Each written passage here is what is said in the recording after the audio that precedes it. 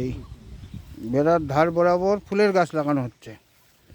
এই যে স্থলপদ্ম, ওখানে পাতাবাহার আছে, অনেক রকম গাছ লাগানো আছে। হ্যাঁ, জল দিয়ে দেবেন।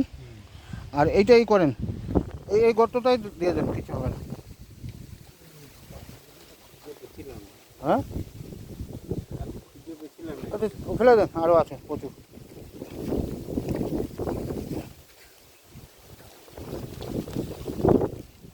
প্রচণ্ড হাওয়া হচ্ছে। এইটা একটু গর্ত খুঁড়ে অনেকটা বসাবেন, মানে হ্যাঁ ওইখানে দেন, ওই দুই গাছের মাঝামাঝি দিয়ে দেন।